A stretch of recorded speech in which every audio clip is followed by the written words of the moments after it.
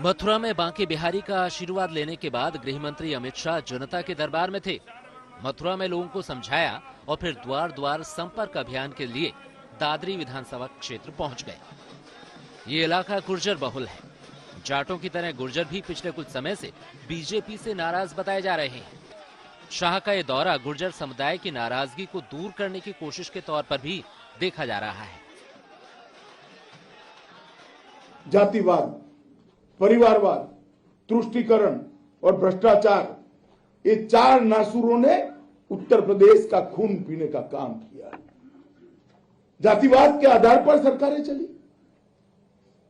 एक पार्टी आती थी तो एक जाति का काम करती थी, दूसरी पार्टी आती थी दूसरी पार्टी का जाति का काम करती थी। परिवार के अलावे किसी की बात ही नहीं, किसी को कोई मौका ही नहीं। थोड़ा इधर उधर करा तो पार्टी के बाहर हो गए। जैसे जैसे चुनाव की तारीख नजदीक आ रही है, सियासी घमासान तेज होता जा रहा है। आज चुनाव प्रचार की रणभूमि में बीजेपी अध्यक्ष जेपी नड्डा भी कूद रहे हैं। वो सहारनपुर में घर घर संपर्क अभियान में शिरकत करेंगे। कोरोना की वजह से चुनावी रैली और रोड शो पर रोक के कारण बीजेपी के नेता लगातार जनसंपर्क अभियान में जुटे हैं। समर्थन मांगने के लिए आए हैं हमारे प्रत्याशी। कल मुख्यमंत्री योगी आदित्यनाथ ने घर घर जाकर वोट मांगे और शहर के प्रबुद्ध नागरिकों से संवाद कर अपनी सरकार की कामयाबी और पूर्व की सरकारों की नाकामी गिनाई। 2019 में, 2017 में, 2014 में जब भी हम लोग यहाँ आते थे, 17 और 14 में एक ही शिकायत हमें सुनने को मिलती थी कि बेटियां स्कूल नहीं जा पा रही हैं क्योंकि पेशेवर गुंडे कब न जाने उस बेटी के जीवन के साथ खिलवाड़ कर ले।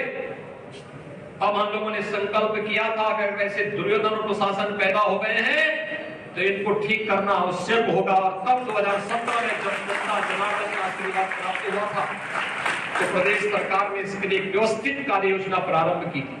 आज उसका परिणाम हम सबके सामने देखने को मिल रहा है। बीजेपी की तरफ से हमले तेज हैं तो विपक्ष ने भी पलटवार तेज कर दिया है।